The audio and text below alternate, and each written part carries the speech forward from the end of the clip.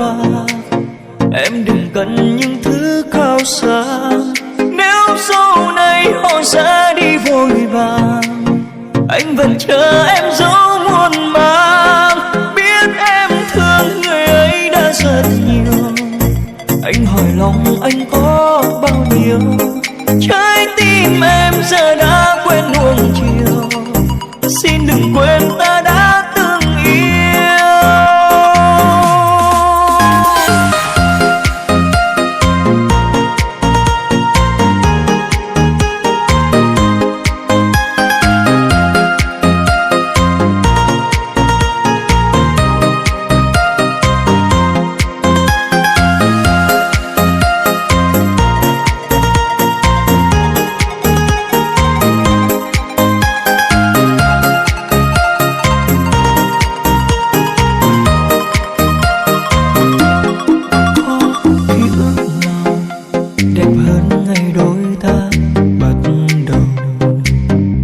Cô đơn đau nào nặng hơn ngày mình xa nhau.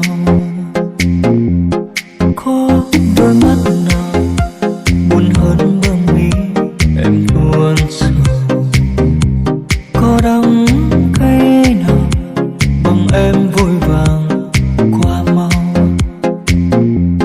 Người đàn ông đang đi bên em là người như thế nào? Sợ người ta không yêu thương em, anh biết phải làm sao. Nếu một ngày người em yêu vội vàng, em đừng cần những thứ cao xa. Nếu sau này họ sẽ đi vội vàng, anh vẫn chờ em dấu muôn màng, biết em thương người ấy đã rất nhiều. Anh hỏi lòng anh có bao nhiêu, trái tim em giờ đã quên nuông chiều. Xin đừng quên ta đã từng yêu.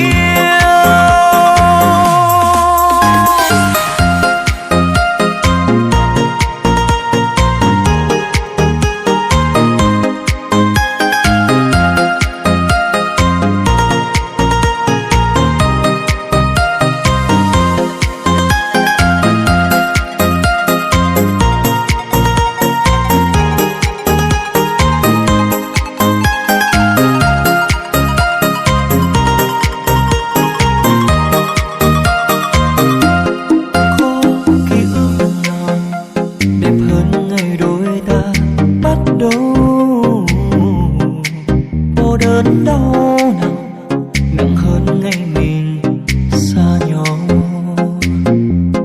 Có đôi mắt nào buồn hơn bờ mi em buồn sầu. Có đắng cay nào bằng em vội vàng qua mau. Người đàn ông đang đi bên em là người như thế nào? Sợ người ta không yêu thương em, anh biết phải làm sao. Nếu một ngày người em yêu vội vàng, em đừng cần những thứ cao xa. Nếu sau này họ sẽ đi vội vàng, anh vẫn chờ em dấu muôn màng, biết em thương người ấy đã rất nhiều. Anh hỏi lòng anh có bao nhiêu, trái tim em giờ đã quên nuông chiều. Xin đừng quên ta đã từng yêu. Nếu một ngày người em yêu vội vàng, em đừng cần những thứ cao xa. Nếu sau này họ sẽ đi vội vàng, anh vẫn chờ em sớm.